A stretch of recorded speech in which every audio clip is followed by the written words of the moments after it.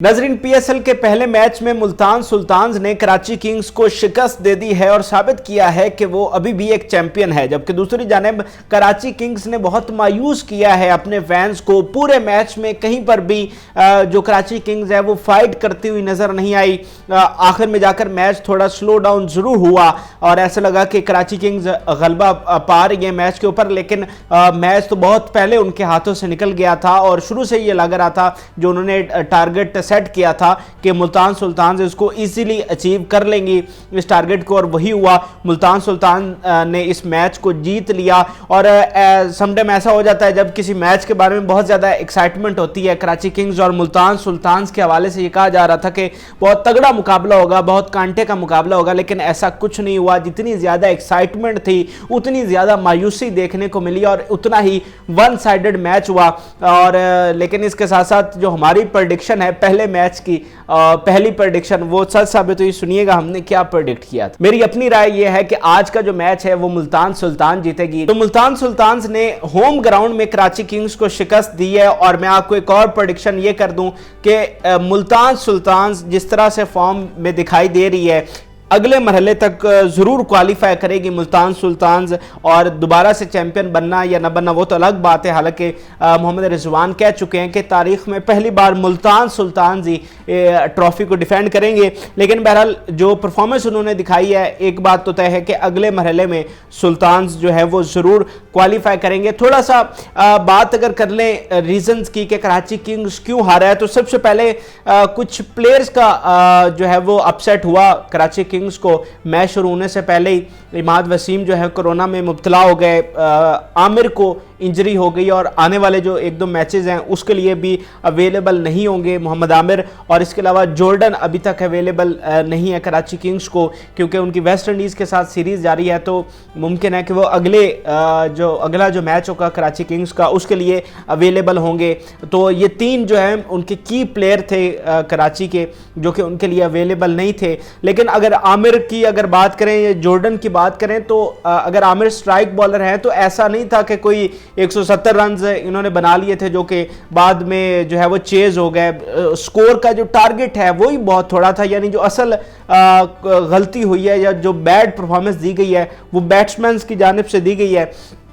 दूसरी यहाँ पर बात टॉस की भी की जा रही है। कहा जा रहा है कि जो पिछली दफ़ा भी हमने पीएसएल में देखा था कि जो पहले बैटिंग करता है वो 90% जो है वो मैचेस हारता है। ऐसा भी हुआ था पिछले पीएसएल में। मुल्तान सुल्तान ने 196 रन या 195 रन बनाए थे और कराची किंग्स ने वो जो है वो चेज कर लिए थे। यानी जो चेज कर रहा था पिछली दफ़ा ये ऐसा ही हुआ था कि जो चेज कर रहा था वो जीत रहा था। लेकिन यहाँ पर कोई कराची किंग्स ने 170, 80 या 90 रन नहीं बनाए जिसको चेज किया गया है। यानी इनफैक्ट जो असल वजह है वो ये है कि टारगेट बहुत थोड़ा था और उसमें जो ज़्यादा गलती की है वो मिडिल ऑर्डर जो बैट्समैन है मुकम्मल तौर पर कोलैप्स हो गया। जो मिडिल ऑर्डर इनके बैट्समैन थे, ऊपर से कुछ रन्स हुए। इवन जब पावर प्ले चल रहा था तो ऐसा लग रहा था कि कराची किंग्स का पूरा गलबा है मैच के ऊपर। जिस तरह से बाबर और शर्जील खान खेल रहे थे और बड़े अच्छे स्ट्राइक रेट के साथ खेल रहे थे, लेकिन फिर शर्जील आउट हुए, फिर उसके बाद बाबर आउट हो गए।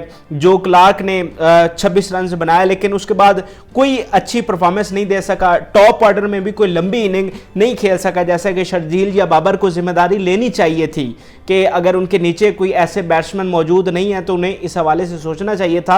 अब अगर मैं बाबर की बात करूं तो इमरान ताहिर की बॉल के ऊपर जो उन्होंने एक शॉट लगाने की कोशिश की जिसमें वो स्टंप होने से बचे, तो यही शॉट अगर आपको याद हो तो वर्ल्ड कप में उन्होंने राशिद खान के खिलाफ खेली थी जिस पर वो बोल्ड हो गए थे।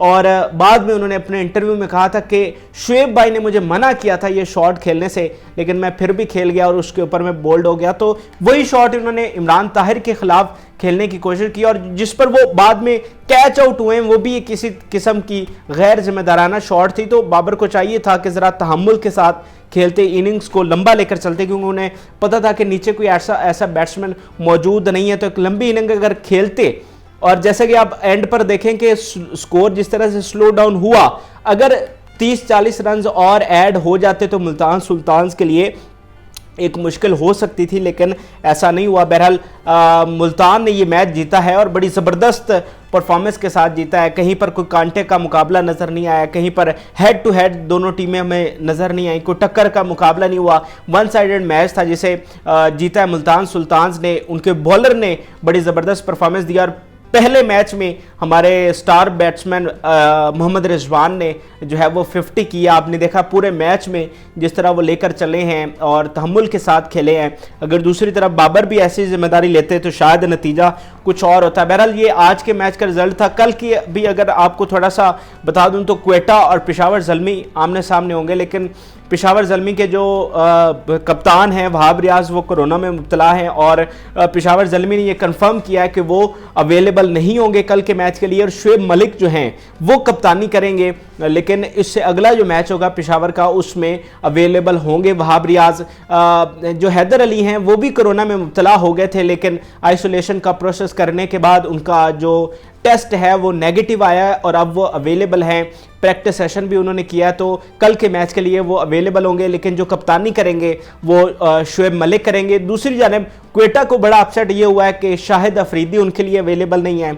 उनका कोरोना टेस्ट जो है वो पॉजिटिव आया है और उन्हें अब घर भेज दिया गया, जहां पर वो 7 दिन का आइसोलेशन जो प्रोसेस है उसको मुकम्मल करेंगे और आने वाले जो 4-5 मैचेस हैं उनके लिए भी अवेलेबल नहीं होंगे। तो क्वेटा के लिए एक बड़ा अपसेट है, लेकिन देखते हैं कि कल वो किस तरह से परफॉर्म करते हैं। पिछला सीज़न इंतहाई ख़राब रहा, टेबल में सबसे नीचे थे क्वेटा और बहुत ज़्यादा मायूसी हुई क्वेटा के फैंस को, लेकिन कल से उनके लिए एक नया सफ़र है। देखते हैं कि कल वो किस तरह से परफॉर्म करते हैं और जो पिछली उनकी कारकर्दगी है उसको किस तरह से जो है वो बेहतर करने की कोशिश करते हैं। और सरफराज जो बहुत ज़्यादा तनकीद की जद में है, देखते हैं कि वो किस तरह अच्छी परफॉर्मेंस से तनकीद को जो है वो तारीफ़ में बदलते हैं। मेरी जो प्रेडिक्शन है वो पेशावर ज़ल्मी के साथ है।